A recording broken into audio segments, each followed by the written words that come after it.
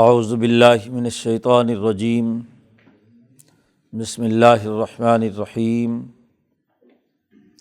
واذکر فی الکتاب موسیٰ انہ کان مخلصا وکان رسولا نبیا ونادیناہ من جانب الطور الایمن وقربناہ نجیا ووہبنا لہ من رحمتنا اخاہ ہارون نبیا واذکر فی الکتاب اسماعیل انہ کان صادق الوعد وکان رسولا نبیا وکان یأمر اہلہ بالصلاۃ والزکاۃ وکان عند ربہ مرضیا واذکر فی الکتاب ادریس انہ کان صدیقا نبیا ورفعناہ مکانا علیہ اولئک الذین انعم اللہ علیہم من النبیین من ذریۃ آدم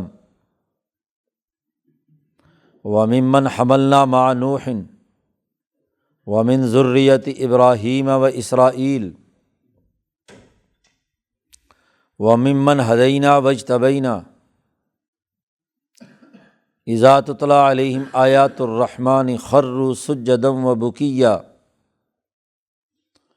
فخلف من بعدہم خلف اضاعوا الصلاۃ واتبعوا الشہوات فسوف یلقون غیا الا من تاب وآمن وعمل صالحا فاولئک یدخلون الجنۃ ولا یظلمون شیئا جنات عدن التی وعد الرحمن عبادہ بالغیب انہ کان وعدہ مأتیا لا یسمعون فیہا لغوا الا سلاما ولہم رزقہم فیہا بکرۃ وعشیا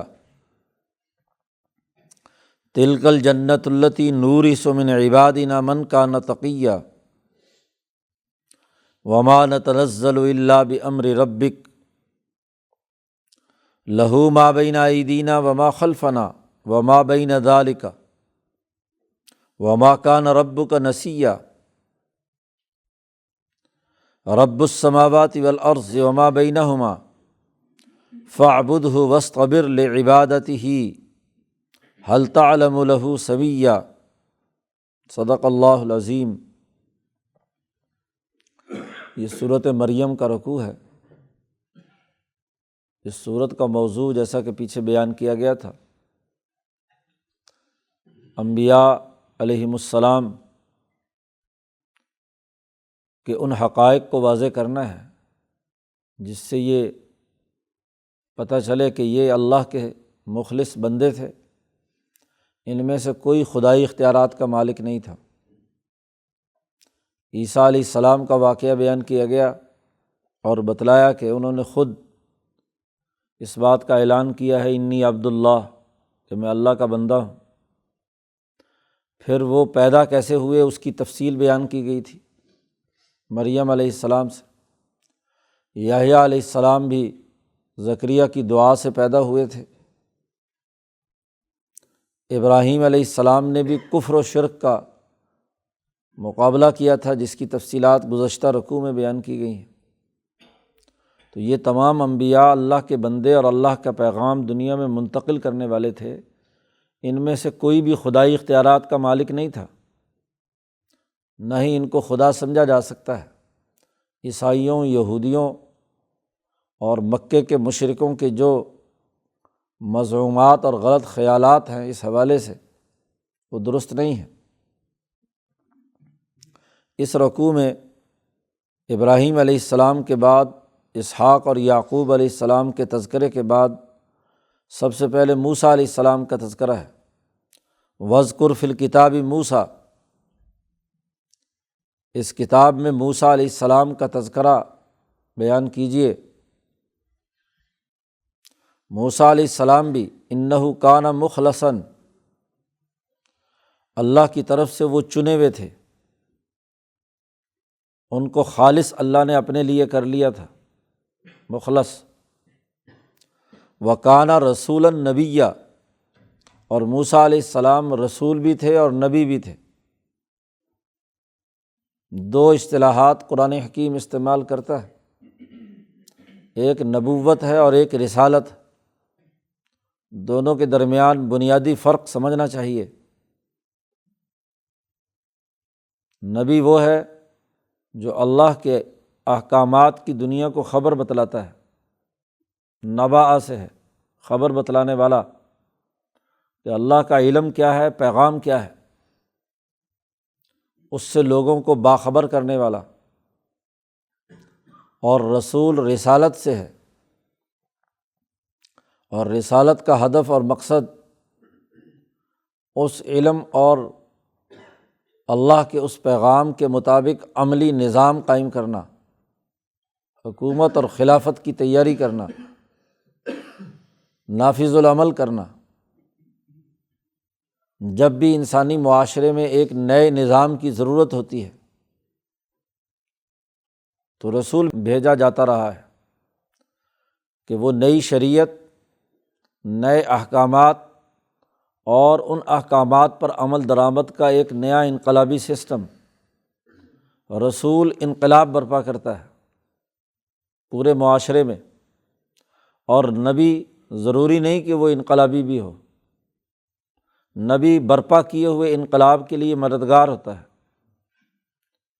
موسیٰ علیہ السلام نے جو انسانی سوسائٹی میں تغیر و تبدل پیدا کیا تو ان کے ذیل میں بہت سے انبیاء آئے، وہ موسیٰ ہی کے پیغام کو آگے منتقل کرنے والے تھے۔ جیسا کہ ابھی پیچھے ذکر کیا کہ ابراہیم علیہ السلام کے بعد اللہ پاک نے ان کو حضرت اسحاق اور یعقوب کو عطا کیا تھا، وَوَهَبْنَا لَهُ اسحاق ویعقوب، اور وہاں صرف اتنا ذکر کیا تھا کُلًّا جعلنا نبیّا، کہ ہم نے ان کو نبی بنایا تھا، رسالت کی بات نہیں ہے، کیونکہ ابراہیم ہی کے بنیادی فکر اور نظریے اور انقلابی تعلیمات پر عمل درآمد کی ذمہ داری تھی اسحاق اور یعقوب کی۔ گویا کہ اسی نظریے پر پارٹی بنانے کا کام کیا۔ خلافت باطنہ کی ذمہ داریاں نبوت کی ہیں اور خلافت ظاہرہ کی ذمہ داریاں رسول کی ہیں۔ یہ بنیادی فرق ہے نبوت اور رسالت میں۔ تو اسحاق اور یعقوب کو صرف نبی کہا ہے، اور موسیٰ علیہ السلام کو رسولا نبیّا، رسول بھی ہیں اور نبی بھی ہیں۔ نبوت بھی ملی، علم بھی ملا، اور وہ کتاب کی شکل میں آیا، یعنی وہ نافذ العمل ہوا، آئین اور دستور بھی ہے وہ، اور اس آئین اور دستور کو نافذ کرنے کے لیے موسیٰ علیہ السلام نے حکومت کے قیام کی جدوجہد اور کوشش کی،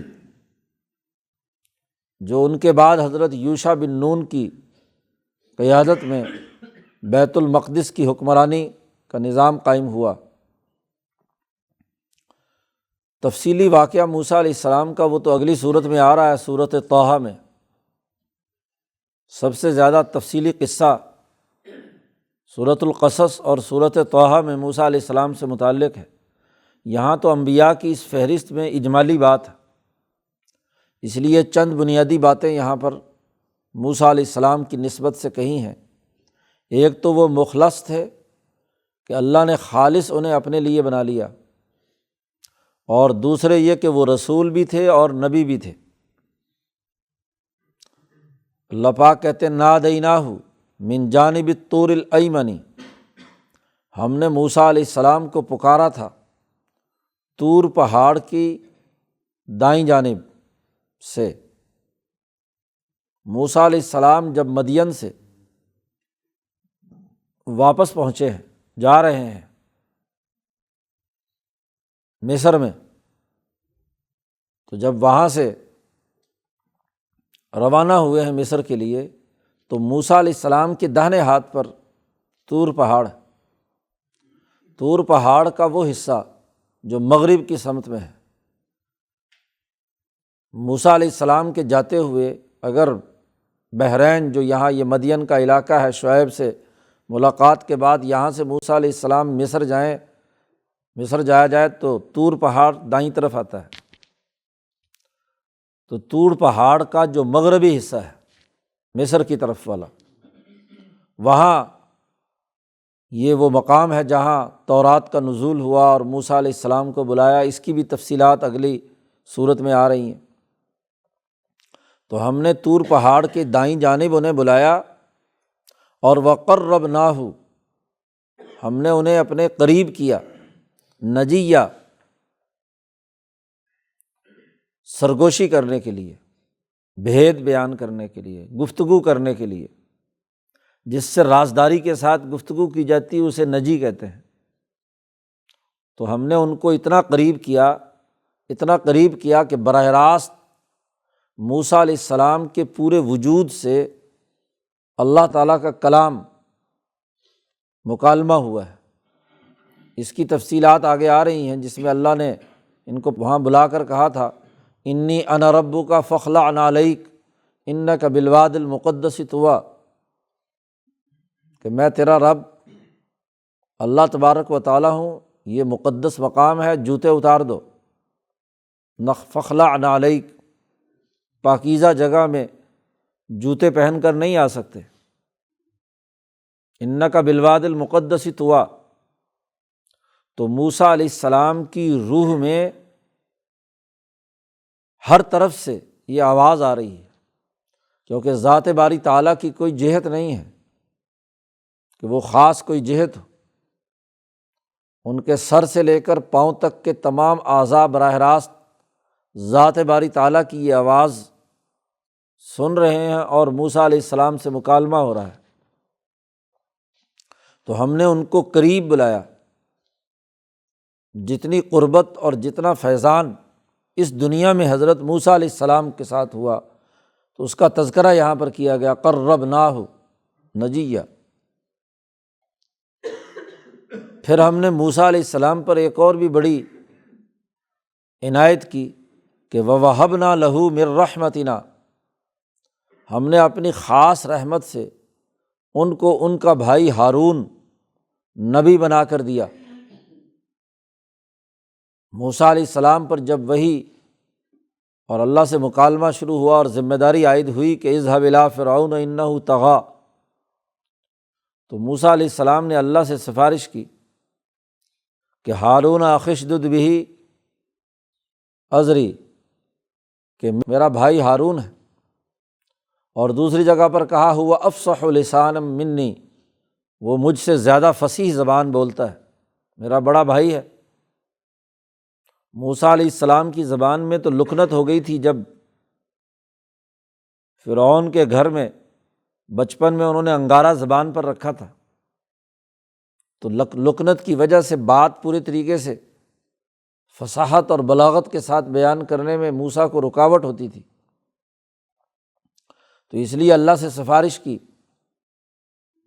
کہ مجھے میرا بھائی ہارون کو میرا مددگار بنا دو۔ اس لیے مفسرین کہتے ہیں کہ دنیا میں کسی انسان کی اپنے سگے بھائی کے لیے اس سے بڑی سفارش نہیں ہو سکتی کہ نبوت کا مطالبہ کیا ہو اور اللہ نے وہ مطالبہ پورا کر دیا ہو۔ اور دنیا کے کاموں کی سفارش تو ہوتی ہے، مال مل جائے، یہ مل جائے، وہ مل جائے، نبوت کی سفارش کی اور وہ سفارش بھی پوری ہوئی۔ تو حضرت ہارون علیہ السلام چونکہ عمر میں بھی بڑے تھے، بات چیت اور گفتگو کرنے میں بھی انہیں بڑی مہارت تھی، سلیقہ تھا، اس لیے موسیٰ علیہ السلام نے اللہ سے کہا کہ انہیں میرا وزیر بنا دو۔ تو ہم نے خاص عنایت کرتے ہوئے اپنی رحمت سے ان کے بھائی ہارون کو بھی نبی بنا دیا، کیونکہ منصب نبوت کے بغیر صحیح ترجمانی نہیں ہو سکتی۔ جب تک معاون اور مددگار علم کی کنہ یا تہ تک نہیں پہنچتا، وہ ترجمانی صحیح نہیں کر سکتا۔ جو اصل نمائندہ ہے اگر اس کا علم وسیع ہو، اور جو اس کی نمائندگی اور ترجمانی کر رہا ہے اس کے پاس اس درجے کا علم نہ ہو، تو وہ پورے طور پر گفتگو کرتے ہوئے تمام پہلوؤں کی رعایت نہیں رکھ سکتا، وہ بڑھائے گا یا چڑھائے گا یا گھٹائے گا۔ اس لیے معاون اور مددگار وہی زیادہ جامع اور بہتر ہوتا ہے جو اس علم کی حقیقت تک پہنچ جائے جس کا وہ نائب اور وزیر بن رہا ہے۔ اس لیے ہارون علیہ السلام کو اگر صرف معاون ہی بنایا جاتا یا وزیر بنایا جاتا اور نبوت نہ دی جاتی تو تورات کی اصل حقیقت کو سمجھنے سے وہ قاصر ہوتے، وحی اور نبوت کے جو بنیادی علوم ہیں ان سے آگہی نہ ہوتی۔ اس لیے ہارون کو ہم نے نبی بنا دیا۔ اب ہارون صرف نبی ہیں اور موسیٰ علیہ السلام رسول بھی ہیں، اس لیے آخری اور حتمی فیصلہ رسول کا ہوتا ہے جسے اتھارٹی مان لیا گیا۔ نبی مشورہ دے سکتا ہے، کوئی جزوی دوسرے تیسرے درجے کی قانون سازی یا بائی لاز بنا سکتا ہے، لیکن وہ بنیادی قانون نہیں بدل سکتا۔ وہ بنیادی قانون اتھارٹی کا کام ہے اور وہ صرف اور صرف رسول ہوتا ہے۔ اس لیے ہارون علیہ السلام کو نبی بنا کر بھیجا۔ اب ابراہیم علیہ السلام کے بعد اسرائیلی تحریک میں رسول حضرت موسیٰ علیہ السلام ہے، اس لیے تورات بنیادی کتاب ہے۔ آج بائبل کی بھی بنیادی کتاب تورات ہے۔ زبور تو اس پر عمل درآمد کرنے کا نظام ہے اور انجیل اس کی مزید تفصیلات پر مشتمل ہے۔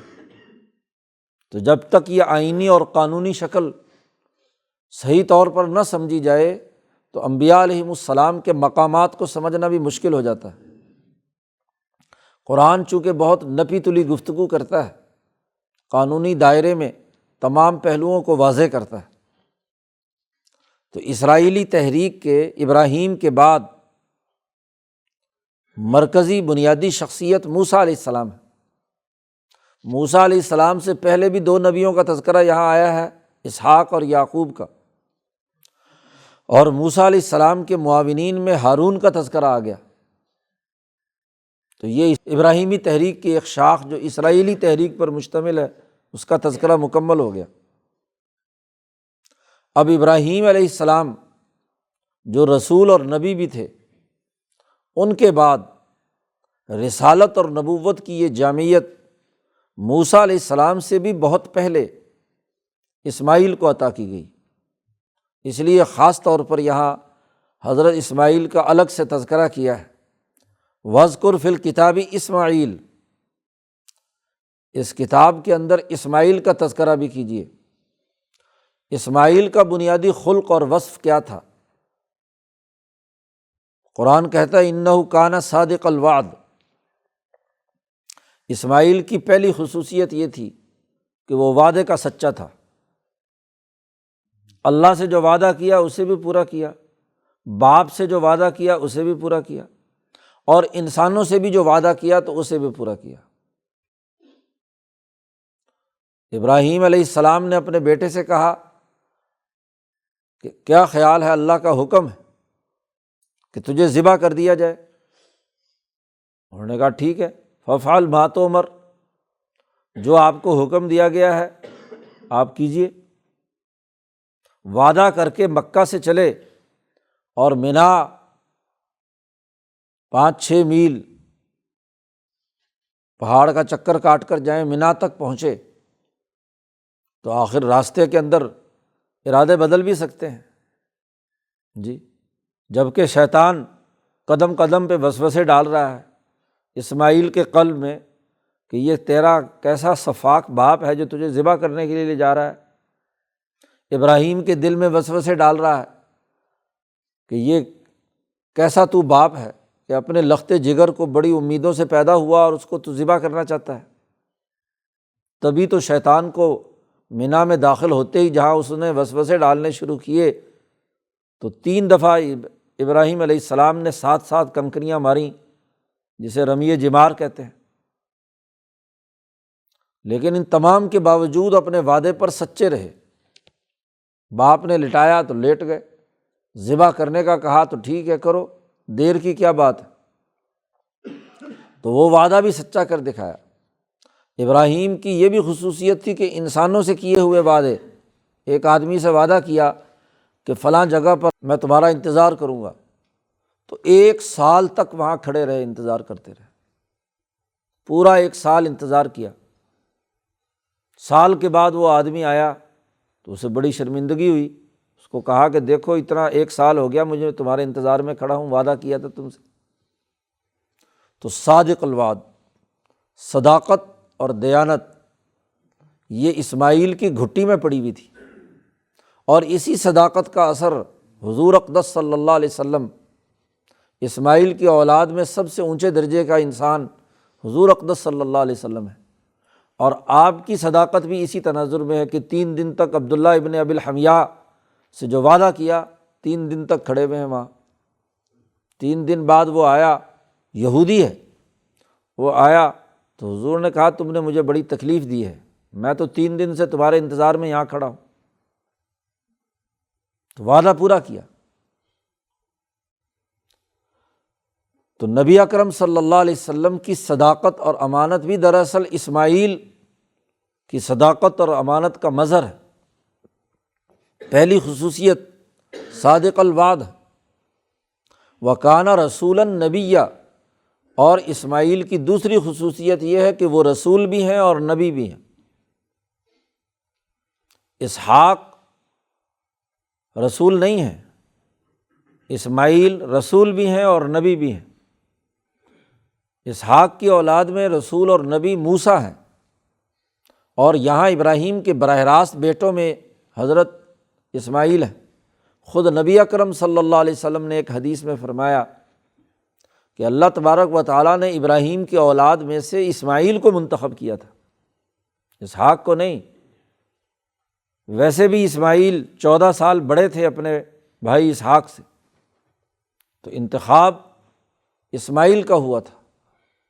وہ مستقل رسول ہیں اور مستقل نبی ہیں ابراہیم کے بعد، اس لیے کہ ان کی حکومت اور ان کی اتھارٹی کا الگ سے مرکز بیت اللہ الحرام مکۃ المکرمہ ہے۔ بیت المقدس تو ابراہیم کا مرکز ہے، جس کی خلافت اور نیابت اسحاق اور یعقوب نے کی۔ انہوں نے کوئی مستقل مرکز خود نہیں بنایا، لیکن مکۃ المکرمہ اس کی مرکزیت اسماعیل کے نام ہے۔ بچپن سے ہی جو اپنی ماں کے ساتھ اس جگہ کو آ کر آباد کیا، اسے جوان ہونے پر اپنے بیٹے کے مرکز کی تعمیر کے لیے ابراہیم صرف آئے ہیں کہ دونوں باپ بیٹے نے مل کر کیا ہے، خانہ کعبہ کی تعمیر کی۔ مرکز یہ اسماعیل کا ہے، اور اسی مرکز ہی کی اساس پر انہیں یہاں کے جو ارد گرد کے قبائل، بالخصوص قبیلہ بنو جرہم جو یہاں آیا، اس کی طرف باقاعدہ رسول بنا کر اسماعیل علیہ السلام کو بھیجا گیا، حکمران بنا کر۔ یہی وجہ ہے کہ جب قبیلہ بنو جرہم کے لوگ یہاں آئے، پانی وانی دیکھا، تو اماں ہاجرہ سے پوچھا، اسماعیل سے پوچھا کہ ہم یہاں ٹھہر سکتے ہیں؟ تو انہوں نے شرط لگائی کہ ٹھہر سکتے ہو، لیکن اس کنویں پر تمہارا حق نہیں ہوگا، زمزم کا کنواں، اس کی حکمرانی اور حکومت وہ ہماری ہوگی، اسماعیل کی ہوگی، اسماعیل کی اولاد کی ہوگی۔ گویا کہ قبیلہ بنو جرہم وہاں موالی بن کر آئے ہیں، حکومت کے ماتحت، اس حکومت اور رسالت کا مرکز اسماعیل ہے۔ تو یہ ہم نے اسماعیل کو رسول اور نبی بنا کر بھیجا تھا، وہ ایک مستقل مرکز اور مستقل حکومت تھی۔ اسی حکومت کا تسلسل ہے جو اسماعیل کی اولاد میں آگے قومی سطح کے نظام کی صورت میں ظاہر ہوا، اور پھر نبی اکرم صلی اللہ علیہ وسلم کی آمد پر بین الاقوامی طور پر پوری دنیا میں اس کی اتھارٹی مانی گئی۔ یہ اسماعیل ہی کا تسلسل ہے، اور اسی سے یہ بات بھی واضح ہو گئی کہ موسیٰ علیہ السلام کی نسبت اسماعیل کی جو مرکزیت ہے وہ زیادہ جامع ہے۔ موسیٰ علیہ السلام تو ایک مخصوص قوم کی طرف مبعوث ہوئے ہیں۔ اور اسماعیل علیہ السلام شروع زمانے سے ہی انسانیت کے نقطۂ نظر سے انہوں نے انسانوں کو جوڑا ہے۔ مولانا سندھی نے اس کے سیاق و سباق سے اس کا استدلال کیا ہے، آگے بات آ رہی ہے تو وہاں ذکر کرتے ہیں۔ وَكَانَ يَأْمُرُ أَهْلَهُ بِالصَّلَاةِ وَالزَّكَاةِ، اسماعیل کی تیسری خصوصیت یہ ہے کہ انہوں نے اپنی قوم کو اہلہ، حفص کی اس روایت میں اہلہ کا لفظ، اور عبداللہ ابن مسعود کی جو روایت اور ان کی قرأت ہے ان کے مصحف میں قومہ کا لفظ ہے، یہاں پر اہلہ کی جگہ پر۔ تو اہل، اسی سے مولانا سندھی نے استدلال کیا ہے عبداللہ ابن مسعود کی اسی قرأت کی بنیاد پر کہ جب اہل کا لفظ بولا جاتا ہے اس سے مراد پارٹی اور قوم ہوتی ہے، جو بھی قریبی ترین لوگ ہیں۔ درجات الگ سے ہیں کہ بیوی، بچے، خاندان، آل اولاد کے ساتھ ساتھ جو گرد و پیش کے تمام لوگ جو اس جماعت کا حصہ ہیں وہ کیا ہے؟ اہل ہے۔ تو بڑا وسیع لفظ ہے یہ اہل، صرف خاص افراد کی بات نہیں ہو رہی۔ دو نکاتی ایجنڈا، الصلاۃ، اللہ کی نماز، خدا پرستی، اللہ کے ساتھ سچا تعلق قائم کرنے کا جامع ترین طریقہ۔ تو نماز کی پابندی اقترابات میں بڑی بنیادی حیثیت رکھتی ہے۔ اس کا حکم حضرت اسماعیل علیہ السلام لوگوں کو دیتے تھے۔ یأمرو، نماز کا نظام قائم کیا، خانہ کعبہ کے چاروں طرف صف باندھ کر نماز جماعت کے ساتھ ادا کرنے کا نظام بنایا۔ اس سے پہلے ایسا معاملہ نہیں تھا۔ بیت اللہ الحرام پہلے بنا ہے اور اس کے چاروں طرف رخ کر کے نماز پڑھنے کا معاملہ، اس کا نظام اسماعیل نے قائم کیا سب سے پہلے۔ اجتماعیت، یہ اجتماعیت وہی تھی جو اسی خانہ کعبہ کے اوپر بیت المعمور میں فرشتے صف باندھ کر اللہ کے سامنے نماز کی حالت میں ہوتے تھے۔ اسحاق علیہ السلام نے بیت المقدس، جس کو مقدس بنایا گیا، وہ تو صرف مغرب کی طرف رخ کر کے نماز پڑھتے تھے، چاروں طرف کا معاملہ نہیں تھا، نہ ہی وہاں طواف ہے۔ بیت المقدس میں ایک رخ پر نماز پڑھی جاتی ہے، چونکہ طور پہاڑ جو ہے مغربی سمت میں ہے بیت المقدس کے، اور موسیٰ علیہ السلام پر چونکہ وہاں تجلی الہی نازل ہوئی تھی، تجلی طور، تو اس کی طرف رخ کر کے وہ نماز پڑھتے تھے۔ عیسائیوں میں آ کر یہودیوں سے اختلاف یہ کیا کہ بیت اللحم، جہاں حضرت عیسیٰ علیہ السلام کی پیدائش ہوئی، وہ بیت المقدس کے مشرق میں ہے، جس کا تذکرہ قرآن نے بھی کیا، اور وہاں مکاناً شرقیہ کا لفظ آیا کہ شرقی جانب انہوں نے رخ کر کے مریم وہاں پہنچی ہیں، تو وہاں انہوں نے اپنا قبلہ یہودیوں سے الگ کر کے کیا مشرق کی طرف کر لیا۔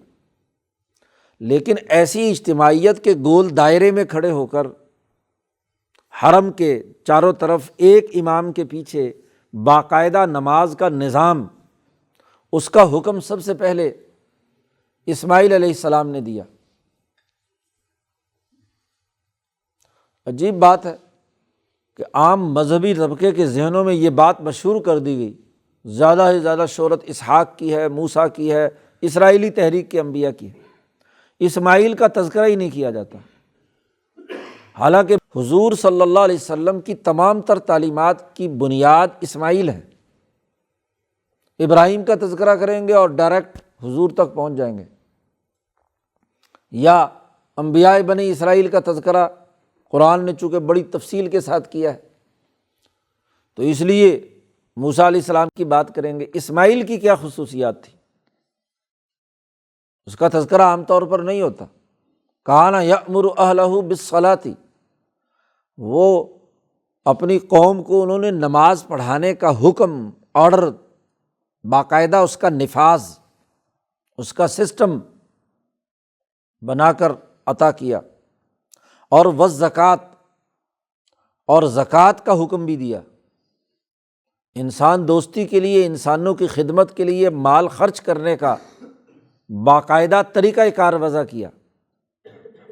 حرم میں نظام بنایا کہ لوگ وہاں بیت اللہ الحرام میں جو پیسے جمع کراتے تھے، ان پیسوں کا غریبوں اور لوگوں پر خرچ کرنے کا باقاعدہ نظام بنایا۔ آج بھی خانہ کعبہ کے اندر وہ پورا جو پرانے زمانے سے چلا آ رہا ہے غلہ جسے کہتے ہیں، لوہے کا بہت بڑا، مختلف ادوار میں مختلف بنتے آئے، خود خانہ کعبہ میں گڑھا تھا زمین کے اندر، تو وہاں لوگ اپنا پیسے، زیور وغیرہ، اس کا ایک نظام بنایا۔ یہ جو مراکز مقدسہ میں پیسے دینے، چندہ دینے، اس کا تعلق انسانوں کے مسائل حل کرنے کے تناظر میں یہ پیسہ جمع کیا جاتا تھا کہ لوگ آئیں اور وہ انسانوں کے فائدے کے لیے مال یہاں جمع کرائیں۔ وہ کوئی ذاتی جاگیر متولی کی یا ٹرسٹی کی نہیں ہوتی تھی، وہ اجتماعی پیسہ اجتماعی فلاح و بہبود کے لیے خرچ کرنے کا نظام۔ زکوٰۃ کی اصل شکل یہی تھی جو اسماعیل علیہ السلام نے مقرر کی۔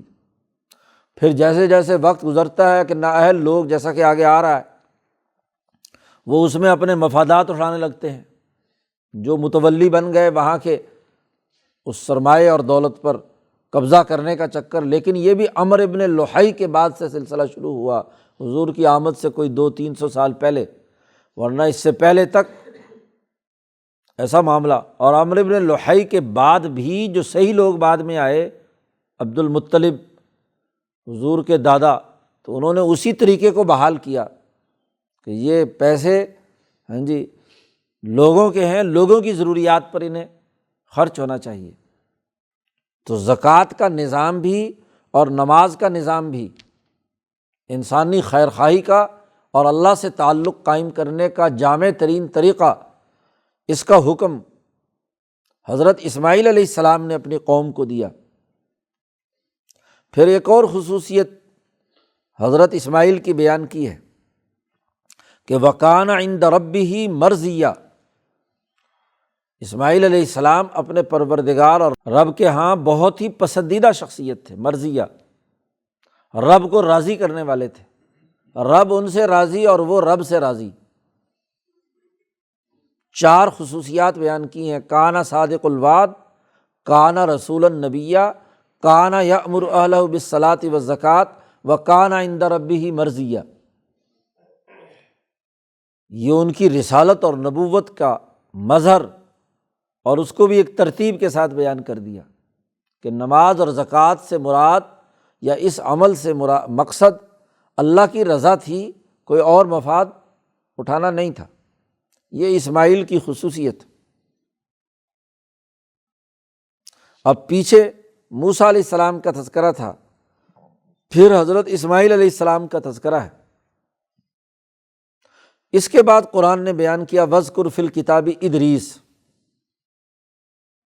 بیان کیجئے کتاب میں ادریس علیہ السلام کا تذکرہ۔ انہ کان صدیقا نبیّا، ادریس علیہ السلام کا زمانہ ابراہیم سے پہلے کا ہے، نوح سے بھی پہلے کا ہے۔ مختلف روایات ہیں، کوئی کہتے ہیں ابراہیم اور نوح کے بعد ہے، کوئی کہتے ہیں نوح اور آدم کے درمیان میں ہے، نوح اور ابراہیم کے درمیان یا نوح اور آدم کے درمیان۔ لیکن زیادہ ترجیحی بات یہی ہے کہ وہ آدم اور نوح کے درمیان ہے۔ ادریس علیہ السلام، شاہ صاحب نے اس کی تفصیلات بیان کی ہیں کہ وہ آدم علیہ السلام کی جماعت کا حصہ تھے۔ پھر ارتقاء کرتے کرتے انہوں نے انسانوں کے لیے علوم دریافت کیے اور علوم کا نظام بھی قائم کیا۔ علوم دریافت کر کے انسانوں کو سکھائے، صدیقیت کے منصب پر وہ فائز تھے اور نبی بھی تھے، صدیقاً نبیّ، صدیق بھی تھے اور نبی بھی تھے۔ رسول کی بنیادی ذمہ داری یہ ہوتی ہے کہ وہ جو اس بات کو نہ مانے اس کے خلاف اقدام بھی کرتا ہے، جہاد اور قتال بھی کرتا ہے، طاغوت کا مقابلہ کرتا ہے، اور اگر اس میں طاقت نہ ہو تو اللہ کی طرف سے عذاب آ کر ان ظالموں کا خاتمہ کیا جاتا ہے۔ ادریس علیہ السلام بنیادی طور پر علوم سیکھنے سکھانے والے آدمی ہیں، سب سے پہلے آدمی ہیں جنہوں نے لکھنا سکھایا، قلم پکڑ کر کتابت، خط، پہلے آدمی ہیں جنہوں نے سب سے پہلے علم نجوم کی بنیاد پر، ستاروں کے علم کی بنیاد پر انسانیت کے لیے اس کے مفید اجزاء واضح کیے، علم نجوم مرتب اور مدون کیا۔ اسی طرح علم طب مرتب اور مدون کیا، وہ طبی خواص، ارضیاتی خصوصیتیں، تو علم کے آدمی تھے۔ حضرت شاہ صاحب فرماتے ہیں، شاہ ولی اللہ صاحب کہ آدم نے آ کر تو ارتفاق اول سے متعلق چیزیں سکھائی ہیں، کھانا کیسے بنانا ہے، زندہ کیسے رہنا ہے، مکان کیسے بنانا ہے، وغیرہ وغیرہ وغیرہ، اور وہ بھی پہلی سطح پہ، کیونکہ ابھی ابتدائی انسانیت ہے۔ ان تمام کاموں کو جو دنیا میں کیے جانے ہیں، ان کا علمی نظام، ان کا علمی منہج، کسی مربوط سسٹم کے تحت ان تمام کو کرنے کا کام وہ ادریس علیہ السلام نے کیا۔ آدم کی زیادہ تر تعلیمات کا تعلق تو زمین کی چیزوں کو کیسے قابل استعمال بنانا ہے، پیالہ کیسے بنانا ہے، برتن کیسے بنانا ہے، ان کا استعمال کیسے کرنا ہے، آگ کیسے جلانی ہے، وغیرہ وغیرہ۔ ادریس علیہ السلام نے آ کر اس میں ایک ارتقاء پیدا کیا، فلکیات کی چیزوں کا مشاہدہ کیا اور اس علم کی بنیاد پر علوم مرتب کیے، علم حساب، علم طب، علم نجوم، وغیرہ وغیرہ وغیرہ۔ ایسے علوم جس سے رہتی دنیا تک کسی انسان کو اس سے بفر نہیں ہے، حساب ہر حال میں ہونا ہے، طبی ضروریات کے مطابق علاج معالجہ، اسی طریقے سے عمارات بنانے کا علم، وغیرہ وغیرہ، جو انسان کے روزمرہ ارتفاقات کی اس کرۂ ارض پر رہتے ہوئے ضرورت ہے، یہ علم قیامت تک رہنا ہے۔ یہ اس علم کی بنیاد پر جو تعلیم اور تربیت کا نظام بنا، امام شاہ ولی اللہ فرماتے ہیں کہ ادریس علیہ السلام کے علوم سے ہی ملت مجوس وجود میں آئی۔ ملت مجوس کی اصل بانی جو ہیں وہ حضرت ادریس علیہ السلام ہیں، اور اسی ملت مجوس ہی کی وہ مختلف شکلیں ہیں جو حکماء، سائنسدانوں اور فلاسفروں نے اپنے اپنے علاقے میں انسانی سہولتوں کے لیے ارتفاقات دریافت کیے، اور انہی کو سائبین کہا جاتا ہے۔ تو سائبین کے مرکزی نمائندہ یا نبی جو ہیں وہ حضرت ادریس علیہ السلام ہیں۔ اور ادریس کا لفظ جو محققین ہیں انہوں نے اس کی تحقیق کی، لوگوں نے تو اس کو درس ورس سے بنا لیا کہ یہ درس سے ہے ادریس، عربی زبان کے، لیکن اس پر مفسرین نے تنقید کیا کہ درس سے تو افعیل کا صیغہ جو ہے وہ نہیں بنتا جس سے ادریس بنے۔ علامہ موسیٰ جار اللہ نے بڑی اچھی بات لکھی، انہوں نے کہا کہ یہ اصل میں سنسکرت زبان کا لفظ بھی ہو سکتا ہے۔ وہ یہاں ہندوستان میں مختلف جگہوں پہ سیر کرتے ہوئے بنارس پہنچے موسیٰ جار اللہ، تو وہاں کا جو بڑا سنسکرت کا عالم تھا اس سے ملاقات ہوئی، تو اس سے پوچھا کہ تمہارے ہاں جو رسول یا نبی ہے اس کے لیے کیا لفظ آپ استعمال کرتے ہیں، سنسکرت میں کون سا لفظ استعمال ہوتا ہے؟ انہوں نے کہا ریش۔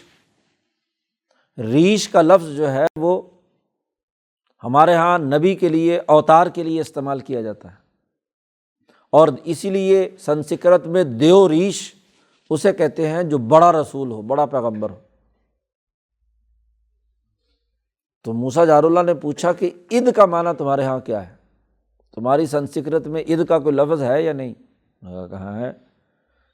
انہوں نے کہا اِد کا معنی ہماری سنسکرت میں ہے اول، پہلا۔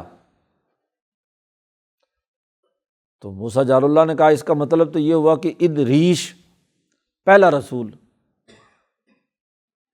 تو گویا کہ سنسکرت کا اصل لفظ ہے یہ، اور ادریس اول الرسل یا اول النبی، نبوت جس نے علمی بنیادوں پر تمام چیزوں کو انسانیت کے لیے دریافت کیا وہ حضرت ادریس علیہ السلام ہے۔ تو خیر یہ تو ایک نقطہ کہ سنسکرت کا لفظ عربی میں منتقل ہوا ہے۔ جیسے بہت سارے ایسے الفاظ ہیں جو عبرانی کے انبیاء کے نام عبرانی کے یا سریانی کے تھے جو استعمال ہوئے ہیں عربی زبان میں، ایسے ہی ادریس، تو کتاب میں ادریس کا ذکر کیجیے۔ مولانا سندھی کہتے ہیں کہ یہ اسماعیل کا تذکرہ موسیٰ اور ادریس کے درمیان کیا ہے۔ ترتیب کے اعتبار سے تو یہ ہونا چاہیے تھا کہ ابراہیم کے بعد اسماعیل کا اور اسماعیل کے بعد موسیٰ علیہ السلام کا، بلکہ ابراہیم سے بھی پہلے ادریس کا تذکرہ ہونا چاہیے تھا، لیکن ادریس کا تذکرہ آخر میں کر رہے ہیں۔ تو دراصل یہ اس بات کی نشاندہی ہے کہ اسماعیل نے جو مرکز بنایا تھا بیت اللہ الحرام، وہ کسی ایک سلسلے کے لوگوں کے لیے نہیں تھا، وہ صرف نوح علیہ السلام یا ابراہیم علیہ السلام کی اولاد کے لیے مخصوص نہیں تھا، بلکہ وہ بین الانسانی مرکز ہے۔ اس لیے ابراہیم کو اس مرکز کے تناظر میں کہا گیا کہ وہ امام انسانیت ہے۔ تو جب بیت اللہ الحرام کل انسانیت کا مرکز بنایا اسماعیل نے، تو اس میں سائبین کے نقطۂ نظر کو بھی تو ساتھ شامل کرنا ہے، اور سائبین کے مرکزی نمائندے جن سے ملت وجود میں آئی ہے وہ ادریس ہے۔ تو ملت سائبین جن کے نبی ادریس ہیں، اور ملت حنفاء جن کے نمائندے موسیٰ تھے، رسول وہ بنے تھے، تو ان کے درمیان اسماعیل کو لائے کہ ان دونوں کا جامع اور بین الاقوامی طریقہ جو ہے وہ اسماعیل علیہ السلام کا ہے، جسے آج اسماعیلی تحریک کے نبی حضرت محمد مصطفیٰ صلی اللہ علیہ وسلم لے کر آئے ہیں۔ اس میں سائبین کی تعلیمات کا جو علمی طریقہ ہے وہ بھی اس میں شامل ہے، اور جو حنفاء کا طریقہ ہے وہ بھی اس میں شامل ہے، اور اصل حنیفیت تھی ہی وہ کہ جو دونوں طریقوں کی جامع ہے۔ یہ جو یہودی عصبیت اسرائیل سے آگے وجود میں آئی کہ اپنے آپ کو علیحدہ رکھنا اور اپنی شناخت کو برقرار رکھنا، یہ بعد کی تحریفات ہیں، ورنہ اصل ابراہیم کی تحریک میں تو دونوں چیزیں جامع تھیں، اور اس جامعیت کا جو نمائندہ اور مرکز ہے وہ بیت اللہ الحرام اور اسماعیل علیہ السلام ہے۔ تو اس طرح سیاق و سباق انبیاء کی تذکرے کا جو اللہ نے بیان کیا ہے وہ آپس میں ایک دوسرے سے مربوط آیات مربوط ہو جاتی ہیں۔ وہ صدیق بھی تھے اور نبی بھی تھے، اور وَرَفَعْنَاهُ مَكَانًا عَلِيًّا، اور ہم نے انہیں بہت اونچے مقام پر پہنچا دیا، بلند مکان پر، کیونکہ علوم کا مرکز اور منبع تھے، اور علم کا جو مرکز اور منبع ہے وہ بہت اونچا ہے، مالا اعلیٰ ہے۔ آدم کی خلافت بھی اسی لیے ہوئی تھی کہ وہ علم کے اس منبع سے واقفیت حاصل کر کے آدم نے کیا ہے، فرشتوں کو لاجواب کر دیا تھا۔ فرشتے ان سوالات کا جواب نہیں دے سکے جو آدم علیہ السلام نے دیے، تو وہ علم کی جو تجلی آدم کے قلب میں آئی تھی وہی جب ادریس کے قلب میں آئی، اور وہ اس کے ذریعے سے وہ اس تجلی تک پہنچ کر ان علوم کو انہوں نے دنیا میں منتقل کرنے کا باعث بنے، تو ہم نے ان کا مکان بہت بلند کر دیا۔ ان تمام انبیاء کا تذکرہ کر کے قرآن کہتا ہے اولئک الذین انعم اللہ علیہم من النبیین من ذریۃ آدم، یہ وہ انبیاء کی پوری جماعت ہے شروع صورت میں کہا تھا کاف ہا یا عین صاد ذکر رحمت ربک، زکریا علیہ السلام سے معاملہ شروع ہوا تھا اور ادریس علیہ السلام تک پورا تسلسل بیان کر کے کہا اولئک، یہ وہ لوگ ہیں جن پر اللہ نے انعام کیا ہے، من النبیین، یہ انبیاء ہے، من ذریت آدم، اور آدم کی اولاد میں سے ہیں، ان میں کوئی خدائی اختیارات کا مالک نہیں ہے، کوئی خدا نہیں ہے، سب ذریت آدم ہے۔ ان میں سے کسی کو ابن اللہ کہنا کہ اللہ کا بیٹا ہے اور یہ ہے اور وہ ہے، یہ قطعی طور پر غلط ہے۔ اور وَمِمَّنْ حَمَلْنَا، ان میں سے کچھ ایسے تھے جن کو ہم نے نوح کے ساتھ سوار کیا کشتی میں، باقی سب تباہ ہو گئے۔ اور ومن ذریت ابراہیم، ادریس جو ہے وہ من ذریت آدم ہے۔ اور وممن حملنا مع نوح میں نوح علیہ السلام کے بعد جو نبی آئے، اور ومن ذریت ابراہیم و اسرائیل، اور ابراہیم اور اسرائیل کی ذریت میں سے یہ انبیاء تھے، جیسے موسیٰ علیہ السلام، اسحاق وغیرہ، اسحاق کے بعد یعقوب اور یعقوب سے آگے یوسف وغیرہ۔ وَمِمَّنْ هَدَيْنَا وَاجْتَبَيْنَا، اور ان میں وہ بھی ہیں جن کو ہم نے ہدایت دی اور انہیں بہت خاص کاموں کے لیے منتخب کیا، یعنی نبوت کے ساتھ ساتھ پیچھے صرف من النبیین کا ذکر آیا تھا، تو انبیاء میں سے ہم نے اجتبینا منتخب کیے، یعنی رسول بنایا انہیں، منتخب لوگوں کو۔ ان تمام انبیاء کا معاملہ یہ ہے، تم انہیں خدا مان کر ان کو سجدہ کرتے ہو، عیسیٰ کو اللہ کا بیٹا کہتے ہو، فلاں فلاں باتیں کرتے ہو۔ ان کا معاملہ تو یہ تھا کہ اذا تتلیٰ علیہم آیات الرحمن، جب ان پر رحمان کی آیات تلاوت کی جاتی تھیں تو خروا سجدا و بکیا، سجدے کی حالت میں فوراً گر پڑتے تھے اور روتے تھے۔ بکیا، دو اوصاف تمام انبیاء کے بیان کیے کہ جب اللہ کی آیات پڑھی جاتی تھی ایک تو فوراً سجدہ ریز ہوتے تھے، اسی لیے یہاں سجدہ تلاوت لازمی ہے، واجب قرار دیا گیا ہے۔ آیت جب بھی کوئی سنے یا پڑھے تو اسے سجدہ تلاوت ضرور کرنا ہے۔ خروا سجدا، گر پڑتے ہیں فوراً ہی سجدے میں، تاکہ انبیاء کی کم از کم کیا ہے، تقلید تو ہو۔ اور دوسرا جملہ کہا ہے کہ سجدے میں پڑھنا اور بکی یا رونا، بکا رونا یہ بھی انبیاء کا ایک کام ہے، وہ بھی اللہ کے سامنے گر گڑا کر اپنی عجز اور انکساری کی انتہائی حالت ہے کہ اللہ کے سامنے گر گڑا کر روئے، تو رونا بھی ایک عبادت ہے جو صوفیہ کے ہاں تو باقاعدہ لازمی اور ضروری ہے، اس کے بغیر دل کی نرمی پیدا نہیں ہوتی اور نہ ہی عجز و انکساری پیدا ہوتی ہے، اللہ کے خوف سے رونا۔ اس لیے نبی اکرم صلی اللہ علیہ وسلم نے فرمایا کہ 7 آدمی ایسے ہیں، سبعۃ یظلھم اللہ فی ظلہ لا ظل الا ظلہ، 7 آدمی ایسے ہیں کہ حشر کے میدان میں، وہ ایسا میدان جہاں کوئی سایہ نہیں ہوگا، وہ 7 آدمی اللہ کے سائے کے نیچے ہوں گے، اور وہاں سوائے عرش کے سائے کے اور کسی کا سایہ نہیں ہوگا۔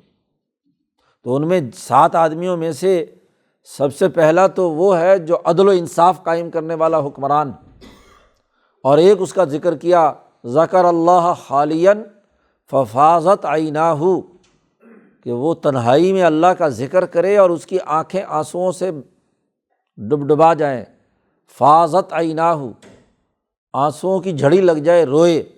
تو رونے والے کے لیے کہا کہ وہ وہاں عرش کے سائے کے نیچے ہوگا۔ عمر فاروق رضی اللہ تعالیٰ عنہ نے یہ آیت تلاوت کی اور سجدہ کیا، اور لوگوں نے بھی سجدہ کیا، تو انہوں نے کہا یہ تو ہو گیا خروا سجدا، این البکا، رونا کہاں ہے جی، رو کیوں نہیں رہے؟ اب اسی لیے حدیث میں حضور نے فرمایا کہ یا تو عملاً روئے، اور اگر روئے نہیں تو کم از کم رونے کی شکل تو بنائے، رونے کی کیفیت تو ہو جی۔ تو یہ 2 باتیں ان انبیاء علیہم السلام کی یہ بتلائی ہیں۔ یہاں تک انبیاء کا تذکرہ کیا۔ قرآن کہتا ہے فخلف من بعدہم خلف، اس کے بعد ان کے نہ خلف نہ اہل لوگ ان کے جانشین بن گئے، اور انہوں نے آ کر دو خرابیاں پیدا کیں۔ اضاعوا الصلاۃ، نمازیں ضائع کر دیں، یا تو سرے سے نماز کا انکار کر دیا، یا نماز کا انکار تو نہیں کیا لیکن پڑھی گنڈے دار، جی کبھی پڑھ لی کبھی نہ پڑھی، اور یا پڑھی تو لیکن اس کے تمام شروط و آداب اور باقی چیزیں جو شریعت نے مقرر کیے ہیں اس کے اوقات وہ چھوڑ دیے، اپنے وقت سے علاوہ جا کر دوسرے وقت میں چلو جی مصروف ہے اگلے وقت میں پڑھ لیں گے، تو جو شرائط اور لحاظ ہے وہ پورا نہیں کیا، تو یہ ضائع کرنے والی بات ہے۔ سب سے پہلے ایسے ہی ہوتا ہے کہ چلو کوئی نہیں یار ابھی پڑھتے ہیں بس اگلا وقت شروع ہو جاتا ہے، پھر گنڈے دار شروع ہوتی ہے، پھر اس کے بعد کیا ہے سرے سے نماز۔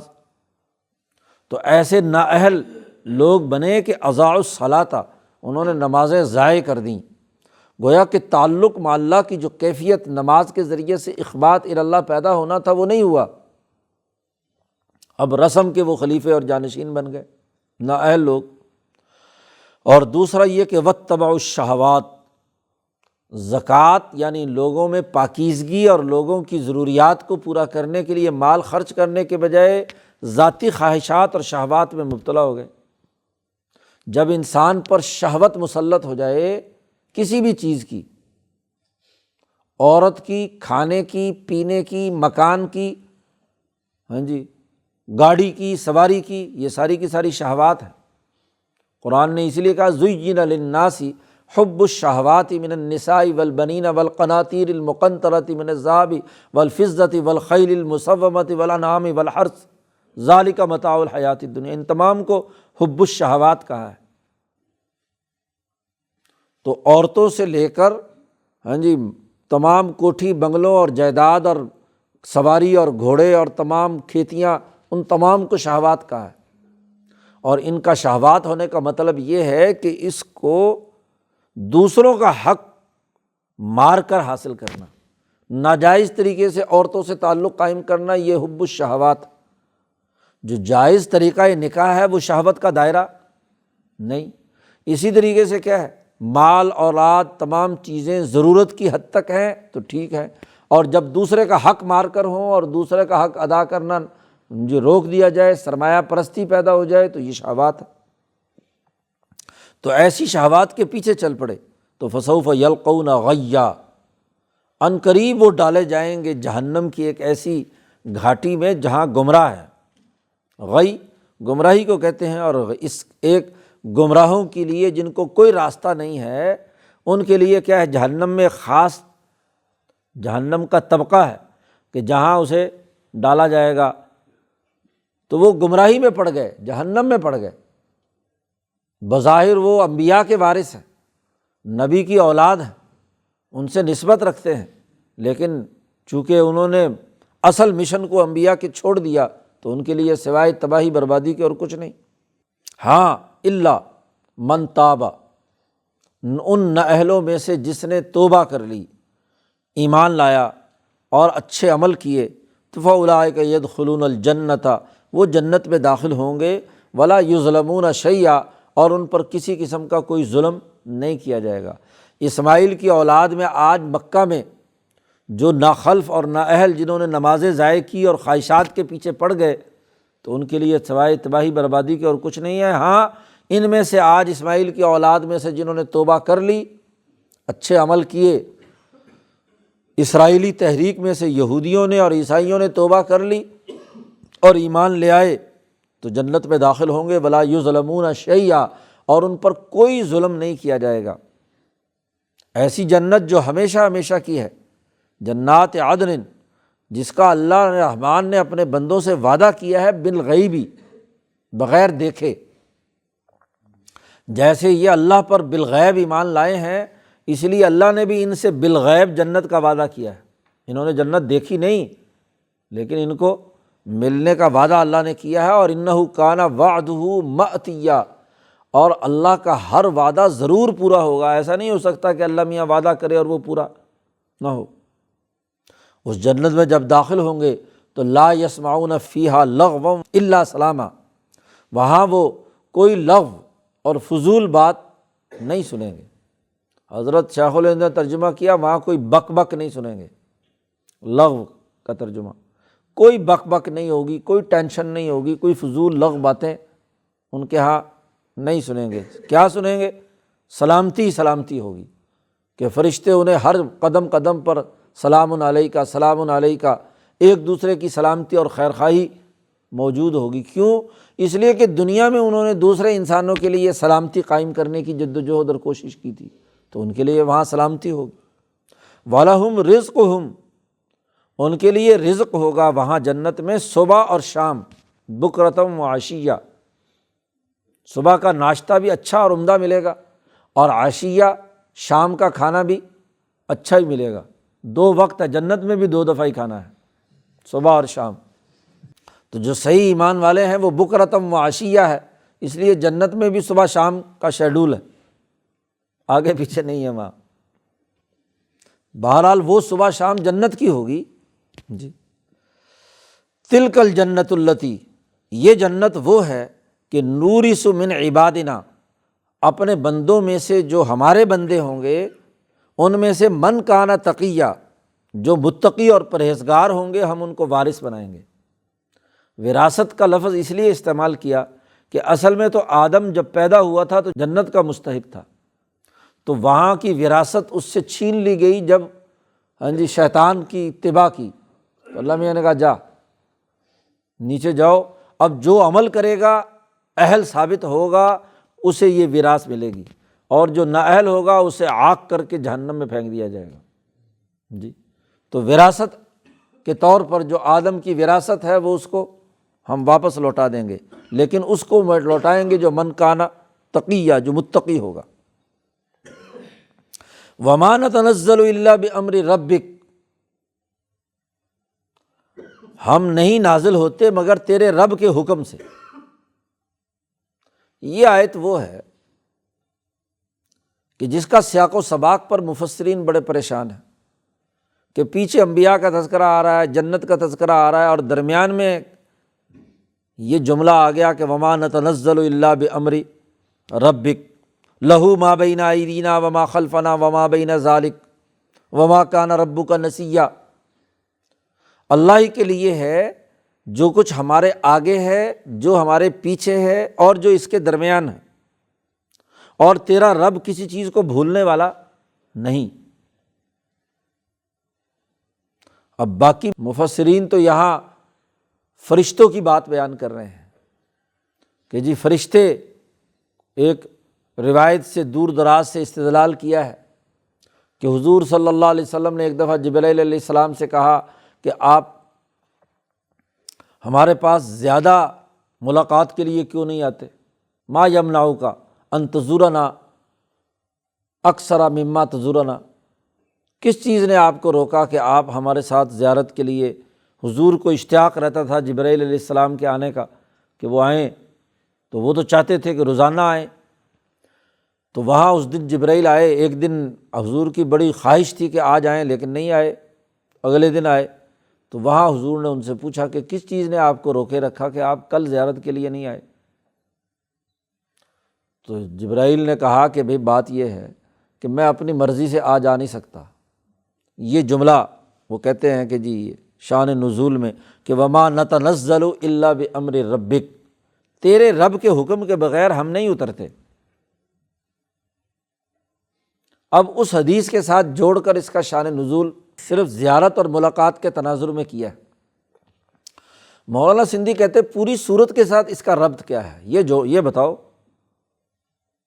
تو یہاں مولانا سندھی نے بہت اچھا اور عمدہ ربط بیان کیا ہے۔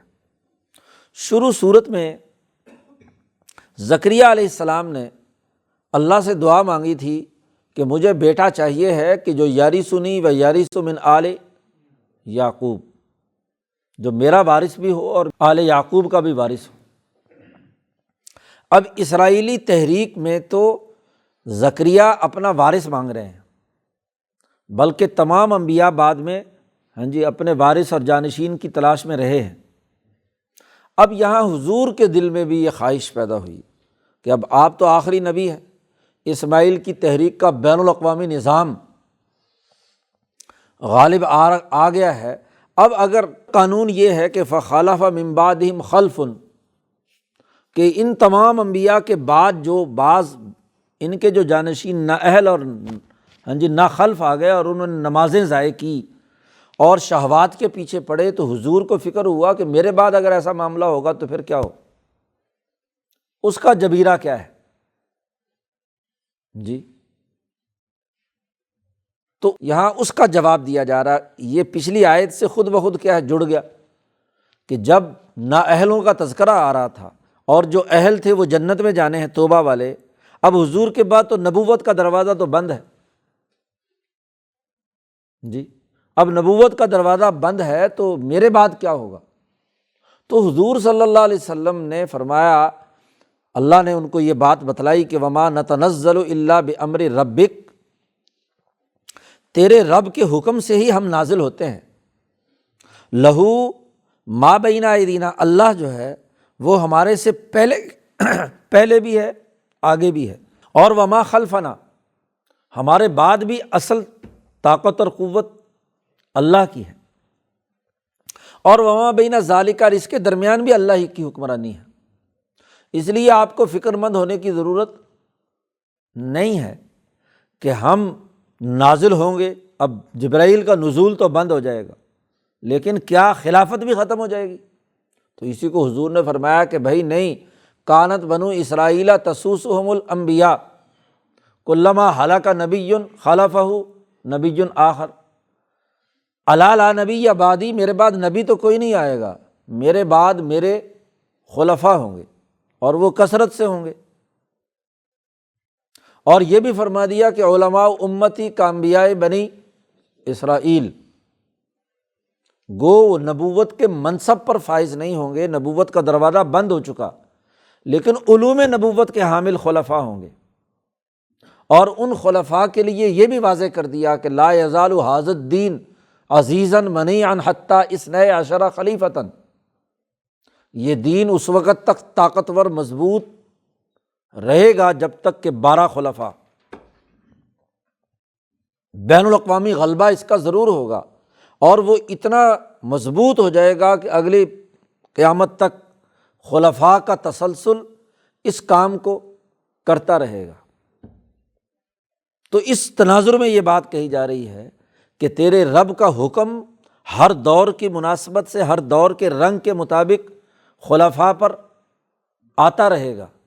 اللہ کے اور بہت سارے ذرائع علم ہیں، اگر فرشتہ براہ راست نہیں اترے گا تو اس کا یہ مطلب نہیں کہ اگلے دور میں علوم لوگوں پر آنے ہی نہیں ہے۔ تو تمام مجددین جو حضور نے فرمایا کہ ہر 100 سال بعد ضرور آئیں گے، ان پر وہ علوم نازل ہوں گے اور ان علوم کے مطابق کیا ہے وہ لوگوں کی رہنمائی کریں گے۔ یہ مطلب ہے وما نتنزل الا بامر ربک۔ صرف محدود دائرے میں زیارت کی صرف بات حدیث کے ساتھ جوڑ دینا، یہ اس پوری آیت کا ایک پہلو تو ہو سکتا ہے لیکن یہ کل نہیں ہے، یہ کلی قانون بیان کیا جا رہا ہے، اور اس میں حضور کے بعد کے تمام خلفاء جو قیامت تک آنے والے ہیں ان تمام کے تناظر میں بات ہو رہی ہے کہ وہاں اللہ تعالیٰ کی طاقت اور قوت ہے، لہو ما بین ایدینا وما خلفنا، اور وما کان ربک نسیا، تیرا رب تجھے کوئی بھلا دے گا؟ تیرے علم کو بھلا دے گا؟ بھولنے والا نہیں ہے۔ نبوت کے دروازے کے بند ہونے سے یہ تو نہیں ہے کہ علم آگے منتقل کرنے کا نظام ہی ختم ہو گیا، تو تیرا رب آپ کو نہیں جب زکریا کو نہیں بھلایا اور وہ اس نے جب وراثت کی دعا مانگی تو یحییٰ ہم نے دے دیا جی، جب مریم کو اس کی ماں نے مانگا تو مریم دے دی اور مریم کو بیٹا دے دیا عیسیٰ، تو آپ کو ہم کیسے بھلا لیں گے؟ تو اس لیے یہ فکر مت کیجئے کہ آپ کے بعد اس دین کا کیا ہوگا، کہ نااہلوں کا مقابلہ کرنے کے لیے تمہارے اہل خلفاء بھی ہم پیدا کریں گے۔ رب السماوات والارض وما بینہما، رب کیسے بھلا سکتا ہے؟ آسمان و زمین کا اصل رب تو وہی ہے، آسمانوں اور زمینوں اور ان کے درمیان جو بھی کچھ ہے، بس آپ کا کام یہ ہے کہ فاعبدہ واصطبر لعبادتہ، آپ صرف اور صرف اس کی عبادت کیجیے اور وَاسْتَبِرْ لِعِبَادَتِهِ، اور اس عبادت پر ثابت قدمی سے جمے رہیے۔ یہ مکے والے کچھ کہیں، یہ لوگ کچھ کہیں، ہاں جی، یہودی کچھ کہیں، عیسائی کچھ کہیں، کسی کی پرواہ مت کیجیے۔ آپ پر جو علم آیا ہے اس کو صبر و استقامت کے ساتھ قائم کرنے، قومی اور بین الاقوامی نظام قائم کرنے کی جد وجہد پر آگے بڑھتے رہیے۔ حل تعلم لہ سمیہ، کیا تو جانتا ہے کہ اللہ کے لیے ہاں جی کتنے وسیع نام ہیں، اس سے بڑھ کر کوئی نام کسی اور کا ہے؟ یعنی جو طاقت اور قوت اللہ تبارک و تعالیٰ کی ہے، کسی اور کے بارے میں آپ نے جانی ہے کہ وہ یہ اس نام یا اس عنوان یا ان صفات کے ساتھ متصف ہو؟ تو اللہ کی صفات بڑی وسیع ہیں۔ ایک زمانہ تھا تو اللہ کی صفات کا مظہر انبیاء کی صورت میں آتا رہا، اور اب اگلا زمانہ آپ کے بعد آ رہا ہے تو وہ خلفاء اور اولیاء کی شکل میں ضرور آئے گا۔ اس لیے علم جاری رہے گا، اور جو گمراہیوں کے راستے ہیں ان کا مقابلہ کرنے کے لیے ہمیشہ اولو العزم جماعت رہے گی۔ اس لیے حضور نے فرمایا لا یزال طائفۃ من امتی قائمین علی الحق، میرے بعد ایک سچی جماعت ہر دور میں حق پر قائم رہے گی، یہ نہیں ہو سکتا کہ مکمل ختم ہو جائے۔ تو اس لیے آپ یہ فکر مت کیجئے کہ آپ کے بعد کیا ہوگا۔ تو اس پورے تسلسل کو یہاں بیان کر دیا۔ اس طرح یہ آیات پچھلی پوری صورت کے مضمون سے بنیادی طور پر مربوط ہو گئی، اور اگر درمیان میں صرف محدود سطح پہ اس کا مطلب بیان کیا جائے تو وہاں کچھ سے کچھ بات اور طرف چلی جاتی ہے۔ تو یہ مولانا سندھی رحمۃ اللہ علیہ کا کمال ہے کہ خوب غور و فکر کرتے ہیں اور پوری تحقیق کے ساتھ ربط آیات کے درمیان پیدا کرتے ہیں۔ اللہ تعالیٰ قرآن حکیم کو سمجھنے اور اس پر عمل کرنے کی توفیق عطا فرمائے۔ اللہم صل